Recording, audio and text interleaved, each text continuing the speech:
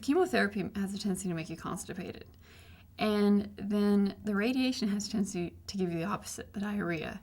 And so it was kind of a catch-22, because there were days when I couldn't get radiation because of my blood counts. And so I'd be on strictly chemo, and you wouldn't go to the bathroom for 4 or 5 days. And it's just like, and they give you the stool softeners, and they give you this, and they do this, drink lots of water. And well, you can't drink a lot of water because you don't feel like it. You don't feel like doing anything. And then you get some radiation, and then that would kick in. So you're on the Imodium 8 to help, plug you up. So that was kind of always a catch-22.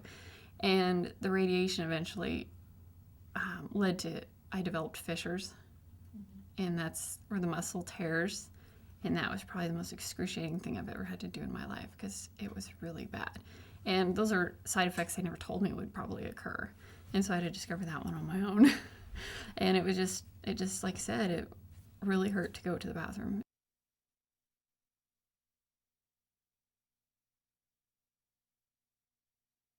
They sent me up here to Anchorage. I was severely depressed when I had to move up here.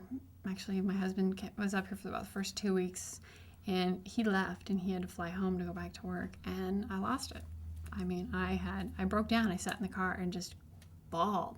I almost ran after him and chased him down and begged him not to leave me. And it was so hard letting go. Anytime I talked to somebody from home, I would just lose it. And I didn't know I was depressed. And I never went to, support groups. And I never really sought out a counselor. It really wasn't until, like 3 months ago, I started seeing a counselor. And it was just kind of odd, considering it's been so long and stuff. I wish I kind of would have, but I didn't recognize the symptoms and the problems. And I wasn't really aware of, depression coming along with cancer. I thought, I'm just going to get in there, get hooked up to a needle, get the chemo, be done. Voila, get back onto my life the next day. That's not the way it happened.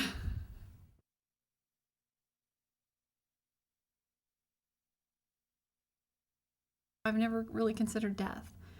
And when I got diagnosed with cancer, that's all I thought about was death. And I prayed and prayed and prayed to fight that and not go down that route. And it was an eye-opener. It made me realize how many people actually love me and how many people care about you. And it's like they want you. And I was scared to death of losing my husband and having my husband lose me. And just being married, and he's 35 and he never found anybody, and then he finds me, and it was really hard. And I appreciate every single day, every breath I take, and I make sure I make the most of it, just after realizing how fast it can go away. My name is Blanche, and I'm a 1.5-year cancer survivor.